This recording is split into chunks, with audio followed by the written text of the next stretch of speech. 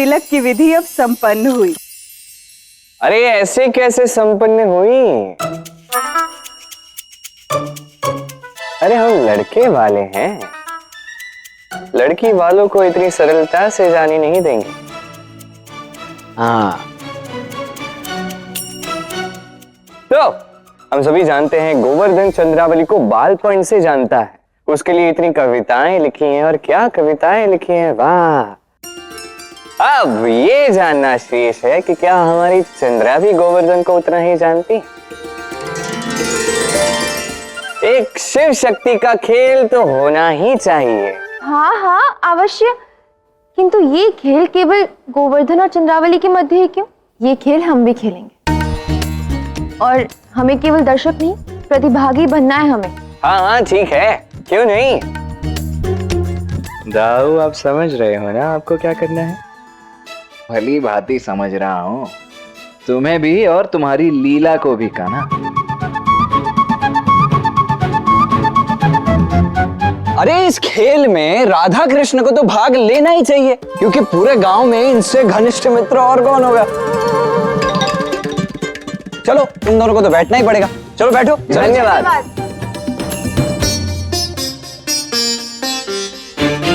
हम आरंभ हमारे वर और वधु के साथ ही करते हैं, तो बताइए गोवर्धन सबसे अधिक प्रिय क्या है चंद्रावली को? चंद्रा को मेरी कविताएं अति प्रिय है।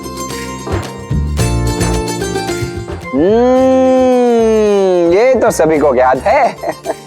चंद्रावली, गोवर्धन को क्या अधिक प्रिय है? गोवर्धन को मैं। वाह, तो अब बारी है हमारे राधा और कृष्ण की। बताइए राधा, कृष्ण को सबसे अधिक प्रिय क्या है? कृष्ण को बांसुरी। सबसे प्रिय तो तुम हो राधे, किंतु सबके समक्ष बांसुरी ही सही। और कृष्ण, राधा को सबसे अधिक प्रिय? राधा को नृत्य। सबसे प्रिय तो तुम हो कृष्ण, किंतु सबके समक्ष नृत्य ही सही। तो इसी के साथ मिलते हैं राधा और कृष्ण को भी पूरे 1 अंक। तो अब बताइए कि आपके सहभागी की विशेषता क्या है? कृष्ण के पास हर प्रश्न का उत्तर है, और राधा के पास हर दुख का निवारण। तालियां भाई, तालियां।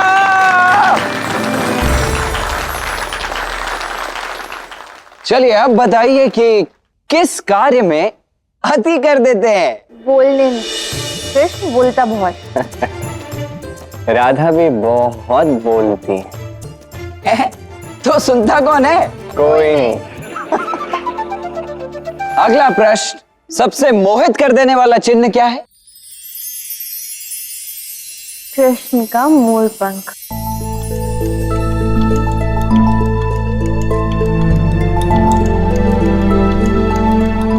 राधा की लत। तो अब मेरा अंतिम प्रश्न सुनिश्चित करेगा इस खेल के विजेता को।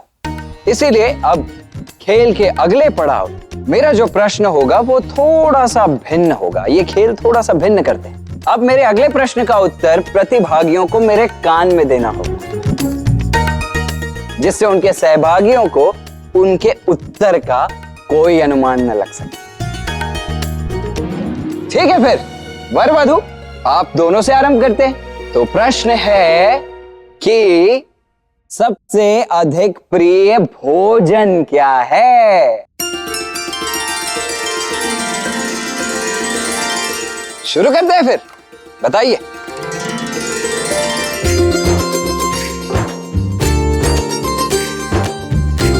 क्या बात है। तो हमारे गोवर्धन ने बताया है कि चंद्रावली का सबसे प्रिय भोजन नंदू मिष्ठान भंडार के मोतीचूर के लड्डू। क्या ये उत्तर उचित है? और चंद्रावली ने बताया है कि गोवर्धन का सबसे प्रिय भोजन क्षीर पाक है। नहीं, मेरा प्रिय भोजन तो माँ के हाथ की कचौड़ियां हैं। ओहो हो, तब तो चंद्रावली और गोवर्धन अब इस खेल में एक अंक नीचे आ गए।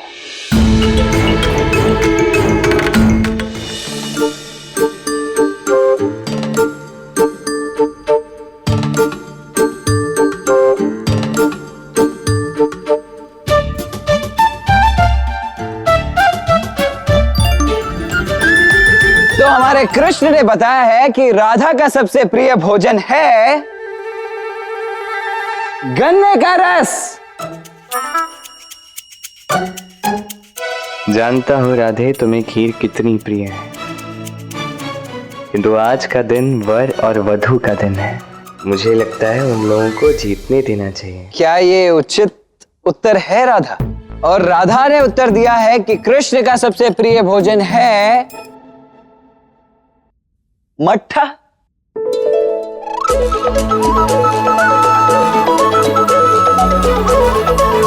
तुमने मेरे मन की बात पढ़ ली।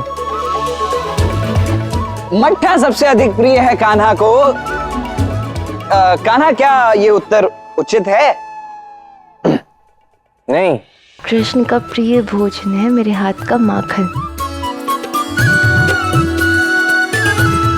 तो मित्रों, स्वागत कीजिए हमारे विजेताओं का। चंद्रावली और गोवर्धन इस खेल में विजयी हुए। तालियों से स्वागत।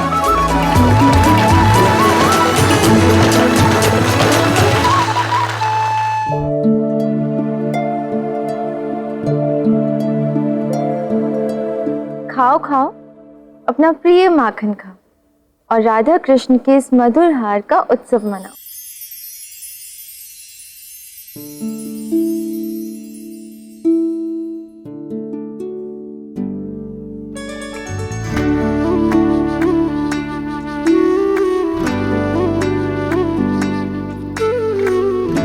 कुछ तो बदलाव आया है राधा और कान्हा के संबंध में, परंतु क्या है ये बदलाव?